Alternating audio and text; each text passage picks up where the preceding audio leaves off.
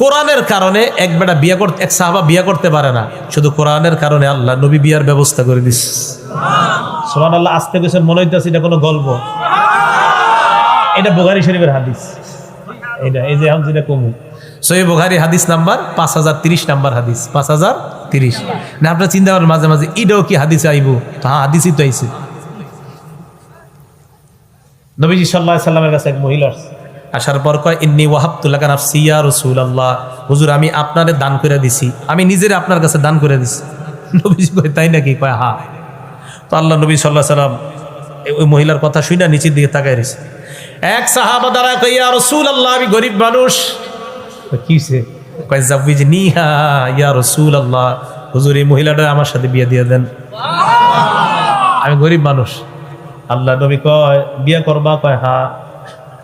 তোমার সাথে মোহর দেওয়ার মতো কিছু আছে কিনা? কয় লা ওয়াল্লাহি ইয়া রাসূলুল্লাহ, আল্লাহর কসম হুজুর কিছু নাই আমার। নবীজি বললেন, ইযহাব ইলা আহলিকা, বাড়িতে যাও, যাওয়ার পর ফানজুর দেখো, হাল তাজিদু লাকা শাইআন হাল তাজিদু ইনদাকা মিন শাইইন, কিছু পাও কিনা দেখো। ওয়ালাউ খাতিমাম মিন হাদিদ, লোহার একটা আংটিও যদি পাও নিয়ে আসো। ওই সাহাবা বললেন, হুজুর আমার বাড়িতে লোহার আংটিও নাই, আমার কাছে একমাত্র দামি কাপড় আমার পরনের লুঙ্গিটা, আর কিছু নাই হুজুর।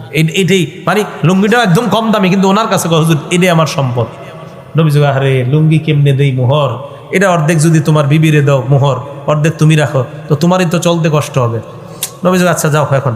একটু পরে কয়, ধরো ধরো ধরো, এখন যেটা বলবো সবাই একদম মহাব্বতের সাথে একবার সুবহানাল্লাহ বলবেন। আজ বলেনি কথাটা। নবীজি তার ডাক দিয়ে বললেন, হাল মাআকা মিনাল কোরআন, তোমার কাছে কোরআনের কিছু আসেনি? কোরআন পারো?